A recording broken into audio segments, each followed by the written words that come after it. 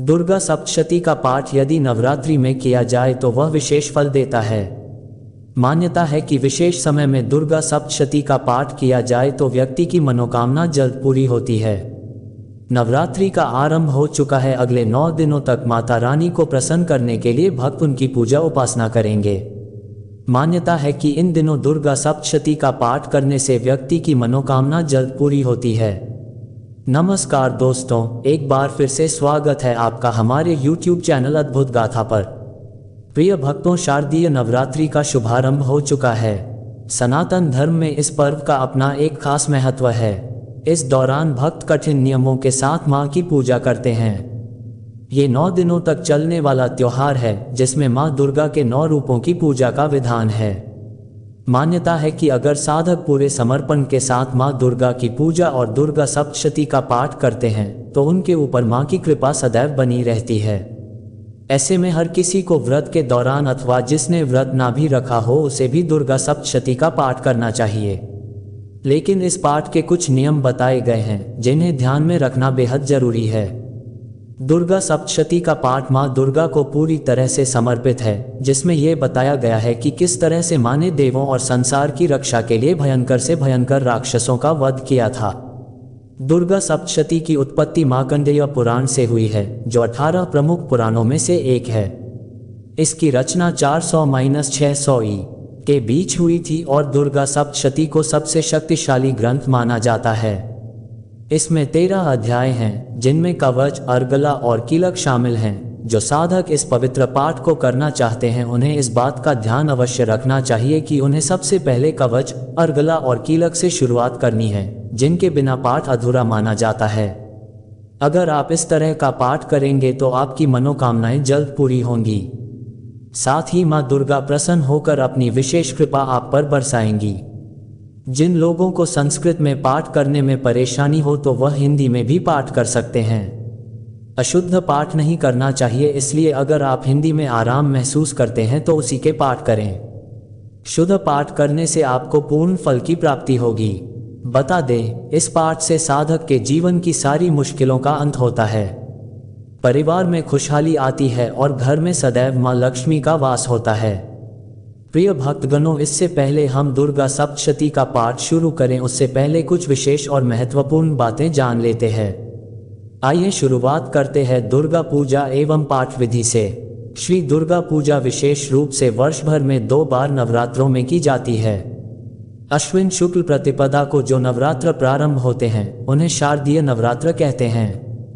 चैत्र शुक्ला प्रतिपदा से आरंभ होने वाले नवरात्र वार्षिक नवरात्र कहलाते हैं। मां दुर्गा के साधक भक्त को स्नानादि से शुद्ध होकर शुद्ध वस्त्र पहनकर मंडप में श्री दुर्गा की मूर्ति अथवा चित्र स्थापित करना चाहिए।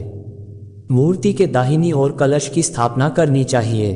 कलश के ठीक सामने जौ बोने चाहिए। मंडप के पूर्व कोण में दीपक की स्थापना करें। गणपति की पूजा से आरंभ करें। सभी देवी देवताओं की पूजा के बाद जगदम्बा की पूजा करें। भस्म, चंदन, रोली आदि का टीका मस्तक पर लगाकर पूजन आरंभ करें। बिना टीका लगाए शून्य मस्तक से पूजन नहीं करना चाहिए। सबसे पहले कवच का पाठ करें, फिर अर्गला और कीलक का। इसके बाद रात्रि सूक्त का पाठ करें। इनका पाठ कर लेने पर सप्तशती का पाठ आरंभ करें। श्री दुर्गा सप्तशती 13 अध्यायों में वर्णित है। यदि प्रतिदिन 13 अध्यायों का पाठ न कर सकते हो तो 13 अध्यायों में मां भगवती के 3 चरित्र दिए गए हैं, उनमें से किसी एक चरित्र का पूरा पाठ करें। प्रथम चरित्र ऋग्वेद स्वरूप है। पहले अध्याय में मधु व कैटब नामक 2 शक्तिशाली राक्षसों के संहार का वर्णन है। 2 मध्यम चरित्र यजुर्वेद स्वरूप है। इसमें दूसरे अध्याय से चौथे अध्याय तक महिषासुर राक्षस के संहार का वर्णन है। 3 उत्तम चरित्र सामवेद स्वरूप है। 5वें अध्याय से 11वें अध्याय तक शुभ निशुंभ आदि राक्षसों के वध का वर्णन है। 12वें अध्याय में मां आद्याशक्ति के तीनों चरित्रों का पाठ करने का महत्व है। 13वें अध्याय में राजा सुरत एवं समाधि नामक वैश्य का देवी जी द्वारा दिए गए वरदानों का वर्णन मिलता है। 13 अध्यायों का पाठ कर लेने पर देवी सूक्त अवश्य पढ़ें। प्रार्थना, करुणामयी जगजननी, आनंद व स्नेहमयी मां आपकी सदा जय हो।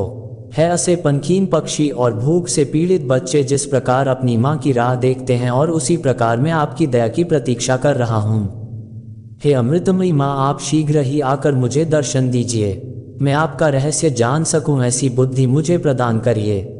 ओमस्य श्री दुर्गाष्टश्लोकी स्तोत्र मंत्रस्य नारायण ऋषि अनुष्टुप छंद श्री महाकाली महालक्ष्मी महासरस्वती देव्या दुर्गा प्रीत्यर्थ सप्तश्लोकी दुर्गा पाठे विनियोगः। ओम ज्ञानीनां चेतांसी देवी भगवती ही सा बलादाकृष्य मोहाय महामाया प्रयच्छति। 1 भगवान विष्णु की योग निद्रा रूपी महामाया ने सारे जगत को मोहित कर रखा है, वहीं देवी भगवती ज्ञानियों के चित्त को भी बलपूर्वक खींचकर मुंह में डाल दिया करती हैं। दुर्गे स्मृता हर्षि भीतिम शेषंतो स्वस्थयी स्मृता मतिम तीव शुभा ददासी। दारिद्र्य दैग भयहारिणी कत्वदन्या सर्वोपकार करनाया सदार्द्र चित्ता। सर्वमंगल मांगल्य शिवे सर्वार्थ साधिके शरण्ये त्र्यंबके गौरी नारायणी नमोस्तुते। हे देवी, आप सभी मंगलों को देने वाली हैं, सभी कार्यों को सिद्ध करने वाली शिवा हैं। शरण में आए की रक्षा करने वाली 3 नेत्रों वाली गौरी आपको नमस्कार है। शरणागत दीनारित परित्राण परायणे सर्वस्यानिहरे देवी नारायणी नमोस्तुते। शरण में आए हुए दीन दुखियों की रक्षा में संलग्न सबके संकट निवारण करने वाली नारायणी देवी आपको नमस्कार है। सर्वस्वरूपे सर्वेशे सर्वशक्ति समन्विते भ्रेभ्यखाही नो देवी दुर्गे नमोस्तुते। हे सर्वस्वरूपे सर्वेश्वरी, सभी शक्तियों से संपन्न दुर्गे से रक्षा करें, आपको स्कार है। रोगांशिशान पहसी तुष्टा रुष्टा तु कामानुष्कलांगीष्टान त्वामाश्रिताना न विपन्नराना त्वामाश्रिता ही आश्रयताम प्रयंती। हे देवी, जब आप प्रसन्न होती है तो सभी रोगों को नष्ट कर देती है और क्रोध करने पर भी सभी कामनाएं नष्ट कर देती हैं। आपके सेवकों पर आपत्ति नहीं आती, वे तो दूसरों को भी आश्रय देते हैं। सर्वबाधा प्रशमन त्रैलोकस्य अखिलेश्वरी एवमेव त्वया कार्यमस्मद् वैरी विनाशनम। हे सर्वेश्वरी, आप सदा त्रिलोकी के संकट दूर करके समस्त बाधाएं शांत कर इसी प्रकार हमारे शत्रुओं का नाश करती रहें। प्रिय भक्तों, देवी जी की 9 मूर्तियां हैं जिन्हें नवदुर्गा कहते हैं। 1 शैलपुत्री देवी का पहला नाम शैलपुत्री कहा गया है, वे पर्वतराज हिमालय की पुत्री हैं। 3 चंद्रघंटा आह्लादकारी चंद्रमा जिसके मस्तक में स्थित हो उस देवी का नाम चंद्रघंटा है। 4 कुष्मांडा, जिनके थोड़े से मुस्कुराने से ब्रह्मांड उत्पन्न होता है, वे देवी कुष्मांडा कहलाती हैं। 5 स्कंद माता पार्वती के एक पुत्र का नाम स्कंद है, उनकी माता होने से वे स्कंद माता हैं। 6 कात्यायनी देवताओं का कार्य सिद्ध करने के लिए देवी महर्षि कात्यायन के आश्रम पर प्रकट हुई, अतः उनकी कात्यायनी नाम से प्रसिद्धि हुई। 7 कालरात्रि, सबको मारने वाले काल की भी रात्रि होने से देवी का एक नाम कालरात्रि है। 8 महागौरी देवी ने तपस्या द्वारा गौर वर्ण प्राप्त किया था, इस कारण वे महागौरी हैं। 9 सिद्धिदात्री, सिद्धि अर्थात मोक्ष प्रदान करने के कारण देवी का एक नाम सिद्धिदात्री है। देवी जी के अवतार के विषय में यदि बताए तो देवी माता ने कुल 9 अवतार लिए। 1 महाकाली, देवी ने अपने इस अवतार द्वारा मधुकैटभ नामक राक्षसों के विनाश में योग दिया, काली के रूप में दैत्यों का नाश करती है। 2 महालक्ष्मी, देवी ने अपने इस अवतार में महिषासुर का मर्दन किया था, लक्ष्मी के रूप में वह श्री संपदा धन धान्य प्रदान करती है। 3 महासरस्वती, देवी ने अपने इस अवतार में शुंभ निशुंभ नामक 2 राक्षसों का संहार किया था, वह ज्ञान की अधिष्ठात्री है। 4 योगमाया, वसुदेव व देवकी के 8वें पुत्र कृष्ण थे। वसुदेव कृष्ण को गोकुल में यशोदा के पास छोड़ आए थे, उसी समय यशोदा के गर्भ से योगमाया का जन्म हुआ था, जिसे वसुदेव कृष्ण के बदले मथुरा ले आए। कंस ने उस कन्या स्वरूप योगमाया को मारने के लिए पृथ्वी पर पटकना चाहा, तब वह कंस के हाथ से छूट गई और आकाश में जाकर देवी का रूप धारण कर लिया और कंस से कहा कि तेरे मारने वाले का जन्म हो चुका है। आगे चलकर इसी योगमाया के प्रताप से कृष्ण ने असुरों का नाश किया। 5 रक्तदंतिका, एक बार वैप्रचिति नामक दैत्य ने अपने कुकर्मों से पृथ्वी को व्याकुल कर दिया। देवताओं और पृथ्वी की प्रार्थना पर देवी ने रक्तदंतिका नाम से अवतार लिया और वैप्रचिति आदि असुरों का वध किया। भयंकर दैत्यों का भक्षण करते समय देवी के दांत अनार के फल के समान लाल हो गए थे, इसी कारण उनका नाम रक्तदंतिका पड़ा। 6 शाकंभरी एक बार पृथ्वी पर अनेक वर्षों तक वर्षा न होने के कारण अकाल पड़ गया। मुनियों की उपासना पर देवी ने शाकंभरी नाम से अवतार लेकर वर्षा होने तक शाकों द्वारा जगत का भरण पोषण किया। 7. दुर्गा दुर्गम नामक राक्षस का वध करने के कारण देवी दुर्गा के नाम से प्रसिद्ध हुई। 8. भरामरी देवी ने अरुण नामक असुर का संहार भौरा अथवा भरामरी बनकर किया था, इसीलिए वे भरामरी नाम से विख्यात हुई।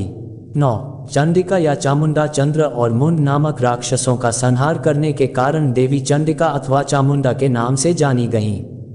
श्री दुर्गा सप्तशती के कुल 13 अध्याय है, जिसके पाठ करने से विशेष फल की प्राप्ति होती है। आइए आपको बताते हैं किस अध्याय का पाठ किस कामना पूर्ति के लिए करें। पहला अध्याय और दूसरा अध्याय हर प्रकार की चिंता हटाने के लिए, मुकदमा झगड़ा जीतने के लिए। तीसरा अध्याय शत्रु से छुटकारा पाने के लिए। चौथा 5वां अध्याय भक्ति शक्ति या मां भगवती के दर्शन पाने के लिए। छठा अध्याय डर शंका व प्रेत छाया आदि हटाने के लिए। 7वां अध्याय प्रत्येक कामना पूरी करने के लिए। 8वां अध्याय मिलाप अथवा वशीकरण के लिए। 9वां 10वां अध्याय गुमशुदा की तलाश हर प्रकार की कामना व पुत्रादि प्राप्त करने के लिए। 11वां अध्याय व्यापार एवं सुख संपत्ति के लिए। 12वां अध्याय भक्ति प्राप्ति के लिए। 13वां अध्याय सम्मान तथा लाभ प्राप्ति के लिए। प्रिय भक्त गणों, आइए अब शुरू करते हैं दुर्गा सप्तशती। देवी दुर्गा का कवच। मार्कंडेय ऋषि बोले, हे पितामह, आप हमें कोई ऐसा परम गुप्त साधन बताइए जिसके द्वारा मनुष्यों की सभी प्रकार से रक्षा हो और जो अभी तक आपने किसी को बताया भी न हो। ब्रह्मा जी बोले, हे विप्रवर, इस प्रकार का साधन तो परम पवित्र एवं परम गुप्त देवी जी का कवच ही है। इसी से प्राणी मात्र का कल्याण एवं सब प्रकार की रक्षा होती है। उसे सुनिए। देवी जी की 9 मूर्तियों के नाम इस प्रकार हैं। पहली शैलपुत्री, दूसरी ब्रह्मचारिणी, तीसरी चंद्रघंटा, चौथी कुष्मांडा, 5वीं स्कंदमाता, 6ठी कात्यायनी, 7वीं कालरात्रि, 8वीं महागौरी और 9वीं सिद्धिदात्री है। जो मनुष्य अग्नि में जल रहा हो, युद्धभूमि में शत्रुओं के मध्य फंस गया हो अथवा घोर संकट से ग्रस्त हो, वह मनुष्य भगवती की शरण में पहुंच जाए तो उसके घोर संकट दूर हो जाते हैं। जो भक्ति भाव से देवी जी का स्मरण करते हैं उनकी सभी प्रकार से उन्नति होती है। हे भगवती, जो भी आपका स्मरण करते हैं निसंशय उनकी आप रक्षा करती हो। प्रेत की सवारी करने वाली चामुंडा देवी हैं।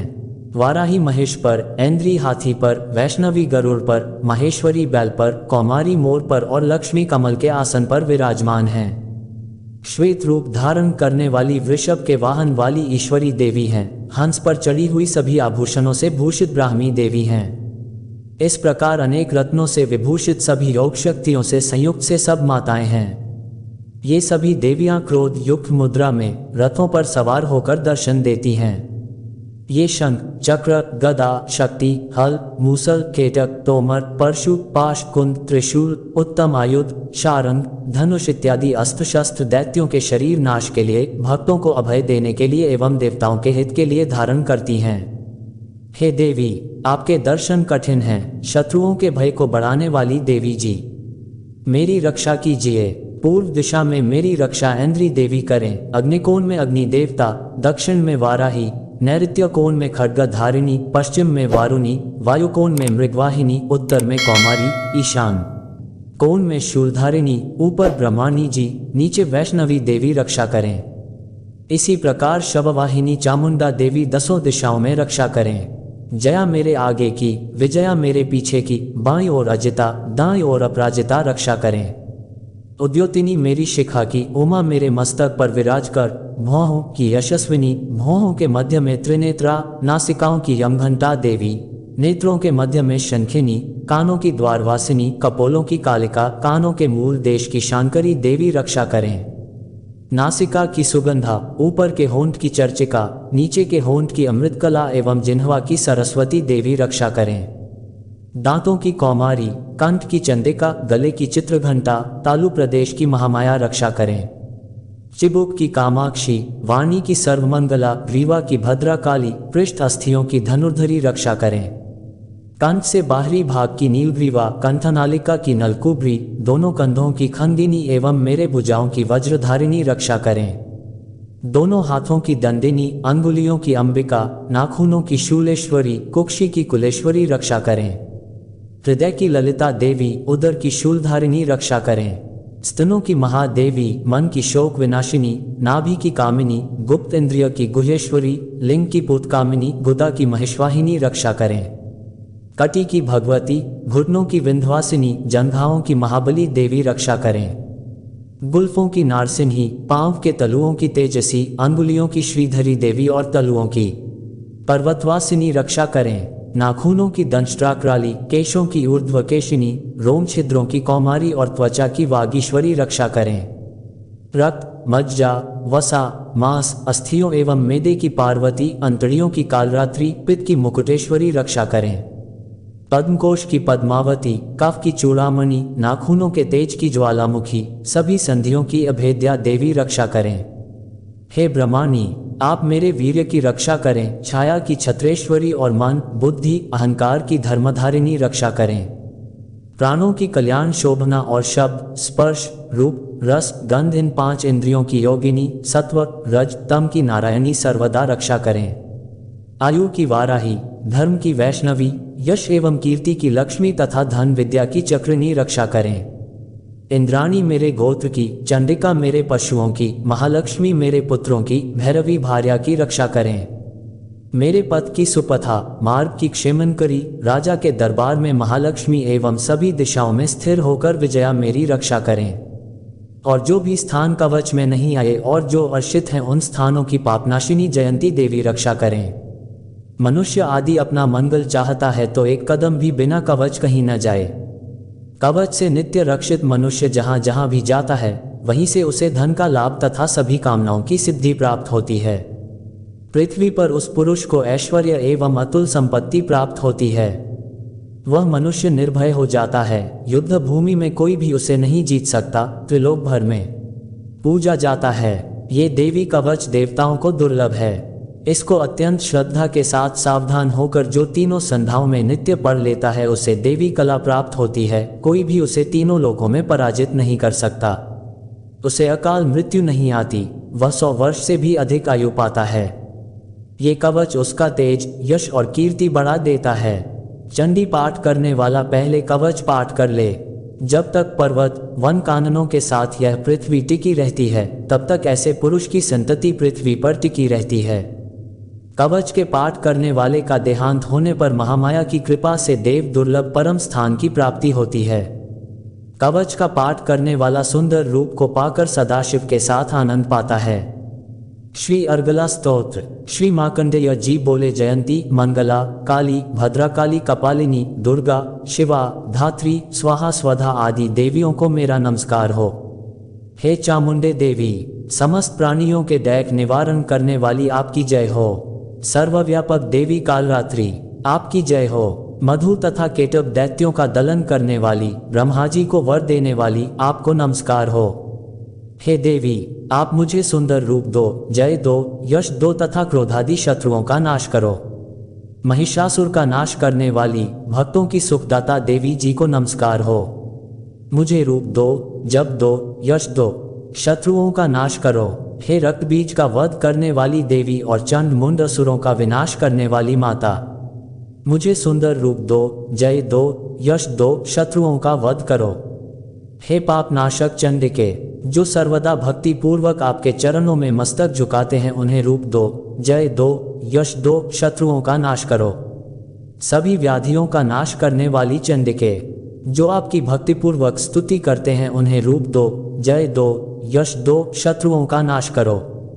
हे देवी जी, आप मुझे सौभाग्य, आरोग्य और परम सुख दो, रूप दो, जय दो, शत्रुओं का विध्वंस करो। मेरा कल्याण कीजिए और उत्तम धन संपत्ति दीजिए, रूप दो, जय दो, यश दो, शत्रुओं का नाश करो। हे माता, आपके चरणों पर देवता और दैत्य दोनों ही अपने मुकुट की मणियां घिसते रहते हैं। हे मातेश्वरी, अपने भक्त को विद्यावान, यशवान, लक्ष्मीवान करो। बड़े बड़े अभिमानी दैत्यों के अभिमान चूर्ण करने वाली चंडिके, मैं आपको प्रणाम करता हूँ। हे 4 भुजाओं वाली माता, चतुर्मुख ब्रह्मा जी आपकी स्तुति करते हैं। हे परमेश्वरी, रूप दो, जय दो, यश दो, बैरियों का विध्वंस करो। हे मातेश्वरी, विष्णु भगवान आपकी निरंतर भक्ति पूर्वक स्तुति करते हैं। मुझे रूप दो, यश दो, बैरियों का विध्वंस करो। श्री पार्वती के पति महादेव जी से स्तुत्य है परमेश्वरी, रूप दो, जय दो, यश दो, शत्रुओं का नाश करो। हे देवी, आप तो कठोर भुजदंड रखने वाले दैत्यों का भी घमंड नाश कर देती हो। हे अंबिके, आप अपने भक्तों के लिए अपार आनंद की वृद्धि करती हो। मुझे रूप दो, जय दो, यश दो, शत्रुओं का नाश करो। हे मातेश्वरी जी, आप मुझे वह पत्नी प्रदान करें जो मेरी इच्छाओं के अनुकूल हो और इस भयानक संसार रूपी समुद्र से मुझे तारने वाली हो, उत्तम कुल में उत्पन्न हो। जो पुरुष इस स्तोत्र का पाठ करके महास्तोत्र कीलक का पाठ करता है, वह सप्तशती के पाठ जप से मिलने वाले वर एवं श्रेष्ठ संपदा के फल को प्राप्त कर लेता है। श्री कीलक स्तोत्र। श्री मार्कंडेय ऋषि बोले, मैं उन भगवान सदाशिव को नमस्कार करता हूँ जिनके 3 दिव्य नेत्र हैं, जिनका शरीर विशुद्ध ज्ञान स्वरूप है, जो मोक्ष प्राप्ति के कारण है, अर्ध चंद्रमा जिनके मस्तक पर शोभायमान है। कीलक मंत्रों एवं उत्कीलन आदि को समझकर पाठ करने वाला पुरुष मोक्ष पा लेता है, अतः इसका ज्ञान होना आवश्यक है। सब उच्चाटनादि वस्तुएं इसी स्तोत्र द्वारा पाठ करके सिद्ध होती है, और जो इस स्तोत्र का पाठ करके सप्तशती के पाठ मात्र से स्तुति करते हैं, उन्हें देवी जी सिद्ध हो जाती है। उच्चाटनादि प्रयोगों से उन पुरुषों को मंत्र, औषधि आदि किसी अन्य साधन की आवश्यकता नहीं पड़ती, बिना जप के भी सभी उच्चाटनादि सिद्ध हो जाते हैं। क्या समस्त उच्चाटनादि इसी से सिद्ध हो जाते हैं? इस प्रकार की लोगों को शंका हुई, तब उस शंका के निवारण के लिए सदाशिव ने लोगों को बुलाकर आज्ञा दी, यह सब सिद्धियां देने वाला शुभ स्तोत्र है। इस चंडिका स्तोत्र को भगवान सदाशिव ने गुप्त कर दिया। इस स्तोत्र के पाठ द्वारा प्राप्त होने वाला पुण्य कभी समाप्त नहीं होता। साधक सभी प्रकार का क्षेम प्राप्त कर लेता है, इसमें कोई भी संशय नहीं। कृष्ण पक्ष की चतुर्दशी अथवा अष्टमी के दिन एकाग्र होकर जो अपना सब कुछ भगवती को अर्पण करता है और फिर प्रसाद रूपेण ग्रहण कर लेता है, उस पर भगवती प्रसन्न होती है। इसी रूप के कीलक द्वारा महादेव जी ने इसे भी कीलन कर दिया है। जो इसके द्वारा सप्तशती का निष्कीलन करके स्पष्ट होकर नित्य पाठ करता है, वह सिद्ध हो जाता है, देवी जी का गण एवं गंधर्व होता है। वह कहीं भी घूम रहा हो, उसे कोई भय नहीं होता, न उसकी अकाल मृत्यु होती है, देहांत होने पर वह मोक्ष पाता है। इसलिए इस कीलक स्तोत्र को समझकर तथा उसका उत्कीलन करके पाठ करना उचित है। जो इस प्रकार नहीं करता उसका नाश होता है। तभी तो बुद्धिमान इसे समझकर ही उत्कीलन से संपन्न स्तोत्र का पाठ आरंभ करते हैं। जो कुछ भी रमणियों में सौंदर्य, सौभाग्य आदि दिखाई देते हैं, ये सब के सब श्री देवी की कृपा के फल हैं। इसी कारण इस शुभ स्तोत्र का जप सदा करते रहना चाहिए। इस स्तोत्र के मंद स्वर में पाठ करने से थोड़ा फल मिलता है, उच्च स्वर में अधिक फल मिलता है, सभी सिद्धियां प्राप्त होती हैं। अतः उच्च स्वर से पाठ आरंभ करें। जिस भगवती की कृपा द्वारा सौभाग्य, आरोग्य, संपत्तियां, शत्रुनाश तथा परम मोक्ष की प्राप्ति होती है, उस जगत की माता की स्तुति करनी चाहिए। रात्रि सूक्त। दुर्गा सप्तशती के 13 अध्याय के पाठ के प्रारंभ में रात्रि सूक्त तथा अंत में देवी सूक्त का पाठ अवश्य करें। महतत्वादि रूप व्यापक इंद्रियों से सब देशों में समस्त वस्तुओं को प्रकाशित करने वाली ये रात्रि रूपा देवी अपने उत्पन्न किए हुए जगत के जीवों के शुभाशुभ कर्मों को विशेष रूप से देखती है और उनके अनुरूप फल की व्यवस्था करने के लिए समस्त विभूतियों को धारण करती है। ये देवी अमर हैं और संपूर्ण विश्व को, नीचे फैलने वाली लता आदि को तथा ऊपर बढ़ने वाले वृक्षों को भी व्याप्त करके स्थित हैं। इतना ही नहीं, ये ज्ञानमयी ज्योति से जीवों के अज्ञानांधकार का नाश कर देती हैं। परा चित शक्ति रूप रात्रि देवी आकर अपनी बहिन ब्रह्मा विद्यामयी उपादेवी को प्रकट करती हैं, जिससे अविद्या में अंधकार स्वतः नष्ट हो जाता है। वे रात्रि देवी इस समय मुझ पर प्रसन्न हो, जिनके आने पर हम लोग अपने घरों में सुख से सोते हैं, ठीक वैसे ही जैसे रात्रि के समय पक्षी वृक्षों पर बनाए हुए अपने घोंसलों में सुखपूर्वक शयन करते हैं। उस करुणामयी रात्रि देवी के अंग में संपूर्ण ग्रामवासी मनुष्य, पैरों से चलने वाले गाय, घोड़े आदि पशु, पंखों से उड़ने वाले पक्षी एवं पतंग आदि किसी प्रयोजन से यात्रा करने वाले पथिक और बाज आदि भी सुखपूर्वक सोते हैं। हे रात्रिमयी चित शक्ति, तुम कृपा करके वासनामयी वृक्की तथा पापमय वृक्क को हमसे अलग करो। काम आदि तस्कर समुदाय को भी दूर हटाओ, तदनंतर हमारे लिए सुखपूर्वक तरने योग्य हो जाओ, मोक्षदायिनी एवं कल्याणकारिणी बन जाओ। हे उषा, हे रात्रि की अधिष्ठात्री देवी, सब ओर फैला हुआ यह अज्ञानमय काला अंधकार मेरे निकट आ पहुंचा है। तुम इसे ऋण की भांति दूर करो, जैसे धन देकर अपने भक्तों के ऋण दूर करती हो, उसी प्रकार ज्ञान देकर इस अज्ञान को भी हटा दो। हे रात्रि देवी, तुम दूध देने वाली गौ के समान हो। मैं तुम्हारे समीप आकर स्तुति आदि से तुम्हें अपने अनुकूल करता हूँ। परम व्योम स्वरूप परमात्मा की पुत्री, तुम्हारी कृपा से मैं काम आदि शत्रुओं को जीत चुका हूँ। तुम स्तोम की भांति मेरे इस हविष्य को भी ग्रहण करो। श्री दुर्गा सप्तशती प्रारंभ। पहला अध्याय। मेधा ऋषि द्वारा भगवती की महिमा वह मधुकैटभ वध। महर्षि मार्कंडेय जी बोले, भगवान सूर्य के पुत्र सावर्णी की उत्पत्ति की कथा को मैं विस्तार से कहता हूँ, आप ध्यान से सुनिए। सूर्य की स्त्री छाया से उत्पन्न सावर्णी जगजननी महामाया की कृपा से जैसे जैसे मनवंतर के अधिपति बने, वह विशिष्ट कथा सुनिए। प्राचीन काल में स्वारोचिष मनवंतर के चैत्रवंशी राजा सुर्त समस्त पृथ्वी के चक्रवर्ती राजा हुए। वे प्रजा का अपने पुत्रों की भांति पालन करते थे। यवन राजाओं से राजा सुर्त की शत्रुता हो गई। दुष्टदन राजा सुर्त से उनका भयंकर युद्ध हुआ और थोड़ी सेना होने के कारण यवन राजाओं ने सुर्त को हरा दिया। तदनंतर राजा अपने नगर में आकर राज्य करने लगा, तो भी अन्य शत्रु राजाओं ने राजा सुर्त पर चढ़ाई कर दी और नगर में भी दुराचारी मंत्रियों ने राजा का कोष, सैन्य तथा समस्त वस्तुएं छीन लीं। तब राजा हारकर अकेला ही घोड़े पर सवार हो शिकार खेलने के बहाने घोर जंगल में चला गया। वहां उन्होंने महर्षि मेधा का सुंदर आश्रम देखा, जो अहिंसक सिंह आदि पशुओं तथा शिष्यों और मुनियों से शोभित था। वहां बैठे हुए महर्षि मेधा को राजा सुर्त ने नमस्कार किया और मुनि से उचित सत्कार पाकर उसी आश्रम में रहने लगा।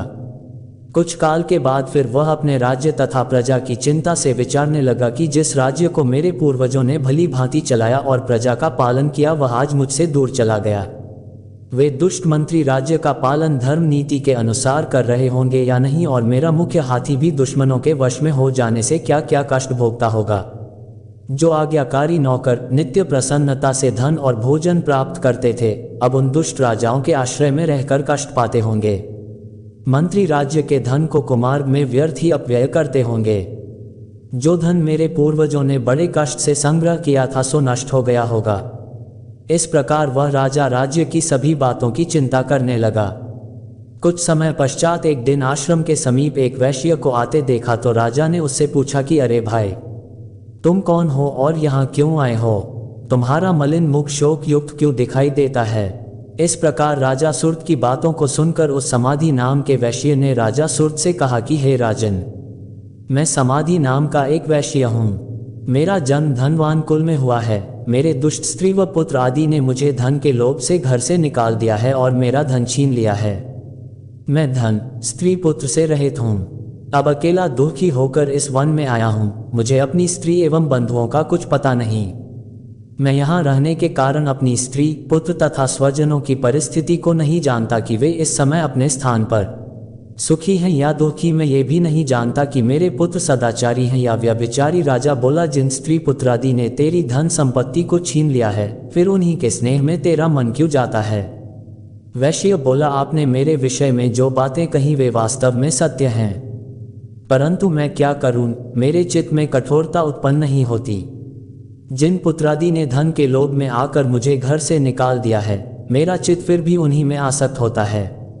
मैं क्या करूं? इन स्वजनों के निर्मोही होने पर भी मेरे मन में उनके प्रति प्रेम है। मार्कंडेय ऋषि बोले, हे द्विज श्रेष्ठ। तत्पश्चात राजा सुर्त और समाधि वैश्य दोनों मिलकर मेधा मुनि के समीप जाकर प्रणाम करके बैठ गए और मेधा ऋषि से कथा प्रसन्न करने लगे। राजा बोला, हे भगवान, मैं आपसे एक बात पूछना चाहता हूँ, आप कृपा करके बताओ। हे महाराज, मेरा मन वश में नहीं है, इससे मुझे डैक है। गए हुए राज्य तथा अन्य सभी स्त्री पुत्र बांधों की ममता मुझे अभी तक बनी हुई है। हे मुनिश्रेष्ठ, ये जानते हुए भी मेरा स्नेह उनसे अज्ञानियों की भांति विशेष बढ़ता जाता है और इस समाधि वैश्य को इसके स्त्री पुत्रादि ने त्याग दिया है तथा इसे घर से बाहर निकाल दिया है। ये भी उनमें अत्यंत आसक्त रहता है। इसी तरह हम दोनों बहुत दुखी हैं। हे महाभाग, उनके दोषों को जानते हुए भी हम दोनों का हृदय उनके प्रति ममता में आसक्त रहता है। इतना ज्ञान होते हुए भी ऐसी ममता क्यों है? हम दोनों को अज्ञानियों की भांति मूर्खता क्यों उत्पन्न हो रही है? महर्षि मेधा ने कहा, समस्त जंतुओं को जानने योग्य ज्ञान होता है, हे महाभाग।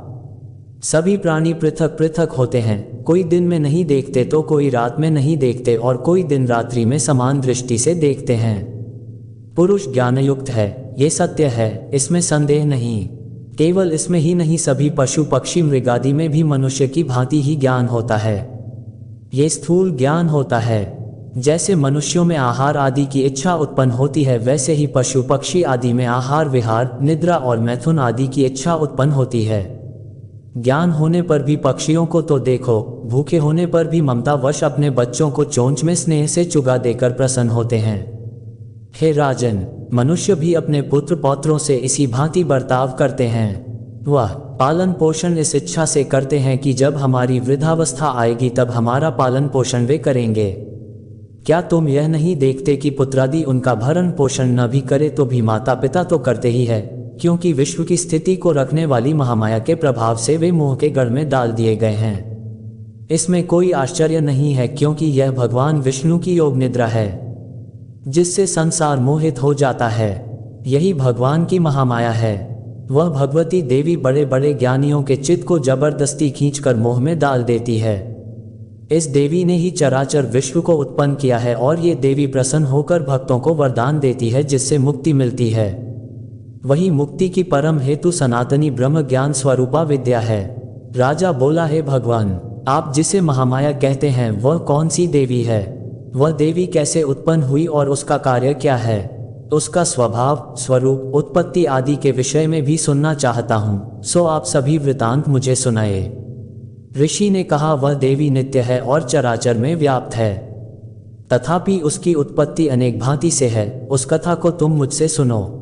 ये भगवती देवताओं के कार्य सिद्ध के लिए उत्पन्न होती है और अजन्मा होकर भी उत्पन्ना कहलाती है। जब भगवान विष्णु संपूर्ण विश्व को त्याग अंत में जल ही जल करके योग निद्रा में शेष शैया पर शयन कर रहे थे, उस समय विख्यात मधु और कैटभ नाम के दो घोर असुर भगवान विष्णु के कान की मैल से पैदा होकर ब्रह्मा जी को मारने को तैयार हुए। ब्रह्मा जी विष्णु भगवान के नाभि कमल पर स्थित थे। उन दोनों भयंकर असुरों को मारने को आते देखकर और भगवान विष्णु को सोता हुआ देखकर ब्रह्मा जी योग निद्रा की प्रसन्नतार्थ एकाग्र मन से स्तुति करने लगे, जिससे कि भगवान विष्णु के नेत्रों से भगवती योगमाया अपना प्रभाव हटा ले और भगवान जाग पड़े। वह योगमाया विश्वेश्वरी, जगत माता, स्थिति एवं संहार करने वाली, भगवान विष्णु की अतुल तेज वाली निद्रा स्वरूपा अनुपम शक्ति है। ब्रह्मा जी बोले, हे महामाये, तुम स्वाहा देवताओं को पालने वाली हो, तुम स्वधा पितृश्वरों का पोषण करने वाली हो, तुम ही वष्टकार स्वर इंद्र को यज्ञ का हिस्सा पहुंचाने वाली हो। अमृत भी तुम ही हो, अक्षरों में स्वर तुम ही हो तथा नित्य आदि मात्रा व्यंजन तुम ही हो। हे देवी, तुम ही संध्या, सावित्री और संसार की जननी हो और हे मातेश्वरी, विश्व को उत्पन्न, पालन और संहार करने वाली आप ही हो। आप ही महाविद्या, महामाया, महामेधा, महास्मृति और महामोहा, महादेवी, महासुरी हो।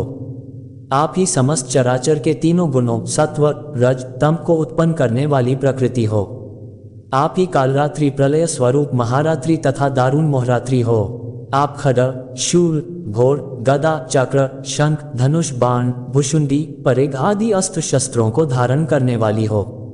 हे देवी, आप ही सौम्यता हो तथा संसार में आप ही अति सुंदर हो। पर तथा अपरों में श्रेष्ठ आप ही परमेश्वरी हो, जो इस विश्व की रचना और पालन संहार करते हैं। उन भगवान विष्णु को आपने अपनी निद्रा के वश में कर लिया है।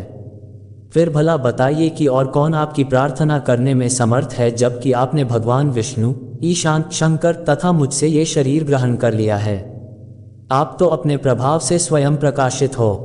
मधु और कैटभ नाम के इन महादुष्टों को आप मोह लीजिए और विश्वक्ति भगवान विष्णु को जगाए। इन दोनों महासुरों को संहार करने के लिए भगवान को बुद्धि दीजिए। ऋषि बोले, इस प्रकार जब ब्रह्मा जी ने मधु और कैटभ असुरों के संहार के लिए तथा भगवान विष्णु को जगाने के लिए तामसी देवी की प्रार्थना की, तो उसी समय भगवान विष्णु के नयन, मुख, नाक, भुजा, हृदय और वक्षस्थल से निकलकर अव्यक्त योगमाया उपस्थित हो गई और योग निद्रा से भगवान जाग गए। तदनंतर भगवान विष्णु ने उन पराक्रमी वीर्यवान मधु और कैटभ असुरों को देखा। ब्रह्मा जी को खाने के लिए जिनकी आंखें लाल हो रही थी, तब भगवान विष्णु ने शेष शैया से उठकर उन असुरों से 5000 वर्ष तक बाह्य युद्ध किया। अति बलशाली महाउन्मत्त दोनों असुरों को महामाया ने मोहित कर रखा था। अतः दुष्टों ने भगवान से कहा कि आप हमसे वरदान मांगो। भगवान ने कहा, यदि तुम मुझ पर प्रसन्न हो तो मेरे हाथों तुम्हारी मृत्यु हो, मैं तो केवल यही वर चाहता हूँ। ऋषि ने कहा, इस भांति जब भगवान ने उनसे यह वरदान ले लिया तो वे भगवान से कहने लगे कि हमें सर्वत्र जल ही जल दिखाई देता है, इसलिए हे भगवान, हमारा वध उस स्थान पर कीजिए जिस जगह पर पानी न हो। ऋषि मेधा ने कहा, तब भगवान विष्णु ने शंख, चक्र और गदा धारण किए और उनसे तथास्तु कहा और दोनों के सिर अपनी जांघों पर रखकर चक्र से काट दिए। इस प्रकार यह महामाया देवी श्री ब्रह्मा जी की प्रार्थना करने पर स्वयं उत्पन्न हो गई है। हे राजन, मैं अब इसके प्रभाव को बताता हूँ, आप ध्यान से सुनो। दूसरा अध्याय, देवताओं के तेज से देवी जी का प्रादुर्भाव, वह महिषासुर की सेना का वध। ऋषि बोले, प्राचीन काल में देवता तथा दैत्यों में पूरे 100 वर्ष युद्ध होता रहा। उस समय दैत्यों का स्वामी महिषासुर था एवं देवताओं का इंद्र था। उस संग्राम में देवताओं की सेना महाबली दैत्यों से हार गई। तब सभी देवताओं को जीतकर महिषासुर इंद्र बन बैठा। तब हारकर सभी देवता ब्रह्मा जी को अग्रणी बनाकर वहां गए जहां विष्णु तथा शंकर विराज रहे थे। वहां पर देवताओं ने महिषासुर के सभी उपद्रव एवं अपने पराभव आदि का पूरा वृतांत कह सुनाया। उन्होंने कहा कि महिषासुर ने तो सूर्य, अग्नि, पवन, चंद्रमा, यम तथा वरुण इत्यादि अन्य सभी देवताओं के अधिकार छीन लिए हैं, स्वयं ही सबका अधिष्ठाता बन बैठा है। उसने सभी देवताओं को स्वर्ग से निकाल दिया। महिषासुर महादुरात्मा है, देवता पृथ्वी पर मृत्युओं की भांति विचर रहे हैं। हे प्रभु, अब हम लोग शरण में आए हैं, उसके वध का कोई उपाय कीजिए। इस प्रकार मधुसूदन तथा महादेव जी ने देवताओं के वचन सुने तो क्रोध से उनकी भौहें तन गईं। तब भगवान विष्णु के मुख से एक महान तेज प्रकट हुआ। इसी प्रकार ब्रह्मा तथा शंकर के मुख से तेज प्रकट हुआ। दूसरे इंद्र आदि देवताओं के शरीर से भी महान तेज प्रकट हो आया। सभी तेज मिलकर एक हो गए। वह तेज पुंज इतना उग्र था जैसे कि जलता हुआ पहाड़ हो। देवताओं ने देखा कि उसकी ज्वालाएं सभी दिशाओं में फैल रही हैं। जब वह एक हुआ तो नारी के रूप में आ गया। उसके प्रकाश से तीनों लोग भर गए। महादेव जी के तेज से उसका मुख प्रकट हुआ, यम के तेज से उसके केश हुए, विष्णु के तेज से उस देवी की भुजाएं प्रकट हुईं। चंद्रमा से दोनों स्तन, इंद्र के तेज से उसका कटी प्रदेश, वरुण के तेज से जंघा व उरुस्थल, पृथ्वी के तेज से नितंबों का प्रादुर्भाव हुआ। ब्रह्मा के तेज से दोनों चरण, सूर्य के तेज से चरणों की अंगुलियों, वसुओं के तेज से हाथों की उंगलियां, कुबेर के तेज से नासिका का आविर्भाव हुआ।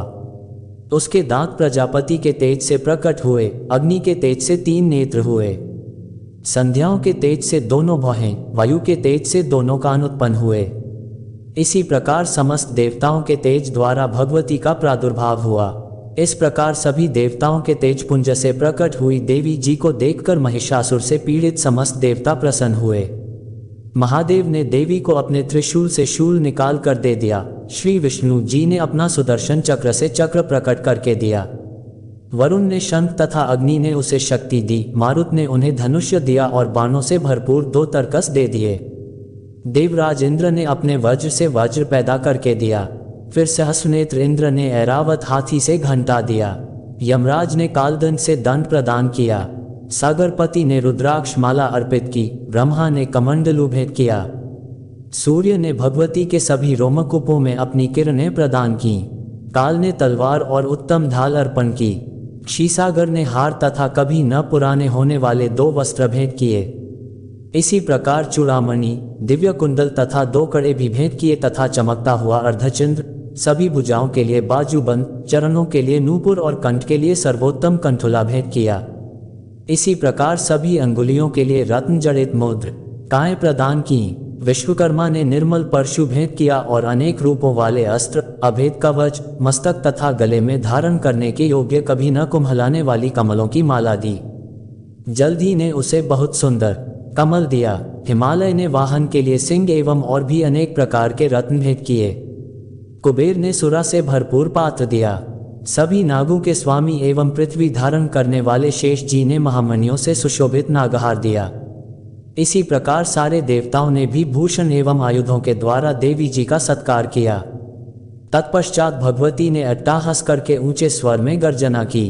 उसके भयानक नाद ने सारा आकाश भर गया। तब देवगण प्रसन्न होकर उस सिंहवाहिनी देवी की जय जयकार करने लगे।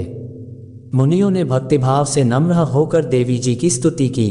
इधर देवताओं के शत्रुओं ने सारी त्रिलोकी को क्षोभग्रस्त देखा। तब तो वे अपनी सारी सेना को कवच आदि से तैयार कराकर अस्त्र शस्त्र लेकर झट उठ खड़े हुए। महिषासुर क्रोध में आकर बोला, अरे ये क्या हो रहा है। इतना कहकर सभी दैत्यों के साथ घिरकर उस सिंहनाद की ओर भागा। वहां जाकर उसने तीनों लोगों को अपने तेज से प्रकाशित करती हुई देवी को देखा। उस देवी के चरणों के भार से पृथ्वी दबी जा रही थी। माथे के किरीट मुकुट से आकाश पर रेखाएं पड़ती जा रही थीं। उसके धनुष्य की टंकार से सातों पाताल क्षोभग्रस्त थे और हजारों भुजाओं से भी सभी दिशाओं को ढककर देवी खड़ी हुई थी। देवी जी के साथ उन दैत्यों का युद्ध का आरंभ हो गया। नाना प्रकार के अस्त्र शस्त्रों के प्रहारों से दसों दिशाएं भर गईं। महिषासुर का सेनापति उस समय चिक्षुर नाम का एक महान दैत्य था। देवी जी के साथ उसी का युद्ध होने लगा। इसी प्रकार अन्य दैत्यों को तथा चतुरंगिनी सेना को साथ लेकर चामर भी युद्ध करने लगा। 60,000 रथियों को साथ लेकर उदग्र महादैत्य भी युद्ध में प्रवृत्त हो गया। महानु दैत्य 1 करोड़ रथियों को साथ लेकर लड़ पड़ा। तलवार के समान पहने रोमों वाला असिलोगा नामक दैत्य 5 करोड़ रथियों के साथ युद्ध में आ गया। 60 लाख रथियों से आवृत बाष्कल दैत्य युद्ध में उतर पड़ा। पारिवारिक दैत्य हाथी एवं घोड़ों के अनेकों सवारों के समूह से घिरा हुआ करोड़ रथियों के साथ उस युद्ध में युद्ध करने लगा। विडाल दैत्य 5 अरब रथियों को साथ लाकर लड़ने लगा और भी हजारों महादैत्य रथ हाथी घोड़ों से घिरे रथियों को साथ लाकर देवी जी के साथ युद्ध करने लगा। उस रणांगन में स्वयं महिषासुर की रथों, हाथियों एवं अश्वों की सेनाओं से घिरा खड़ा था। तोमर, विंदीपाल, शक्ति, मूसल, परंशु, पटिश, खंग आदि अखों से युद्ध में देवी जी के साथ युद्ध करने लगे। कुछ दैत्यों ने देवी जी पर शक्तियां छोड़ी एवं दूसरों ने पाश फेंके। तब चंडिका देवी ने अस्त्र शस्त्रों की वर्षा करके उन्हें तोड़ डाला। इधर देवी जी का वाहन सिंह भी क्रोध में आ गया। अपने गर्दन के बाल हिलाता हुआ दैत्यों की सेना में इस प्रकार घूमने लगा जैसे कि वन में अग्नि फैलती जा रही हो। उस युद्ध भूमि में युद्ध करती हुई अंबिका ने जितने श्वास छोड़े वे ही झटपट सैकड़ों हजारों गणों के रूप में परिणत हो गए। प्रकट होकर उन गणों ने खंड, विंदीपाल, परशु, पटिश आदि शस्त्रों से युद्ध प्रारंभ कर दिया। देवी जी की शक्ति से वृद्धि पाकर वे गण दैत्यों का नाश करने लगे। साथ में दूसरे गण नगाड़े, शंख आदि बजाने लगे। महती प्रसन्नता देने वाले उस युद्ध रूप उत्साह में कुछ एक ने मृदंग बजाए। तब देवी जी ने त्रिशूल, गदा और शक्तियों की वर्षा से तलवार आदि शस्त्रों से सैकड़ों महान असुर मार डाले और दूसरे कितने ही दैत्यों को घंटा के भयप्रद नाद से मूर्छित करके मारकर गिरा दिया। मरे दैत्यों को पाश से बांधकर पृथ्वी पर घसीट डाला। कितने तो गदा की चोट से घायल होकर पृथ्वी पर सो गए। मूसलों के प्रहार से कई एक रुधिर वमन करने लगे एवं कई एक शूल द्वारा वक्षस्थल फट जाने से पृथ्वी पर सो गए। कितने ही दैत्य बाणों की वर्षा द्वारा युद्ध करते हुए प्राण छोड़ने लगे। कितने ही दैत्यों की भुजाएं कट गईं, कितनों की ग्रीवाएं छिन्न भिन्न हो गई। कई दैत्यों के सिर कट गए, कुछ मध्य से विदीर्ण हो गए। कुछ दैत्यों की जंघाएं कट गई व पृथ्वी पर गिर गई और कुछ एक दैत्यों को तो एक भुजा, एक आंख और एक पांव वाला करके 2 टुकड़े कर डाला। मार मार कर गिराए हुए रथी, हाथी, घोड़े एवं असुरों की लाशों के द्वारा जहां महायुद्ध हो रहा था वहां की पृथ्वी इस प्रकार भर गई कि वहां पर आना जाना कठिन हो गया। वहां सेना एवं असुरों के रुधिर बहने से रुधिर की बड़ी बड़ी नदियां बहने लगीं। जगदम्बा जी ने एक क्षण में ही दैत्यों की महती सेना का इस प्रकार नाश कर दिया जैसे कि लकड़ियों के बड़े ढेर को अग्नि जला देती है।